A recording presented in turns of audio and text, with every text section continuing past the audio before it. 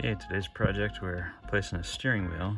I got the old one removed and just want to show you a little bit of what's going on inside here.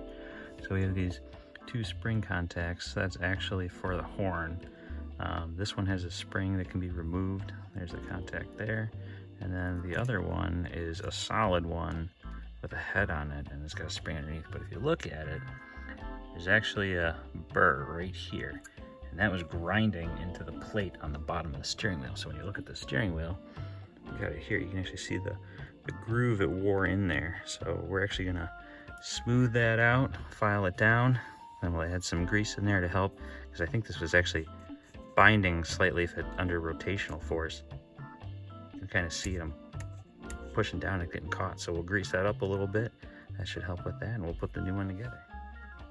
Looking at this a little bit closer, you can see on this contact there's actually a shoulder here, which allows that spring to push back up on that contact, whereas this one, shoulder is missing, so either it broke off or it wore off. So what we're actually going to do is we're going to see if we can get this spring to sit down on this post a little bit, and then maybe solder a little ball on the end of it just to hold it temporarily. As long as that copper's in contact, it should make it work okay. So we're going to give it a try and see if that works out.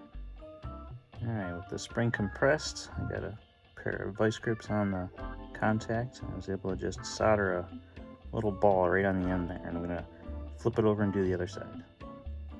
There we get the other side done, so now we release that vice grip, it's going to hold that spring in place. Okay, here's the spring released and the contact soldered. So all we have to do is take my favorite dielectric grease, and we're going to go ahead and just smear a little bit down on that spring there. Try and get it to go in between the coils and get it on the contact, so that when we compress this, it actually gets down in the hole, and I can actually feel it getting in there. So I'll just keep getting some in there, do it for the next one, and we'll assemble this thing and we'll be back in business.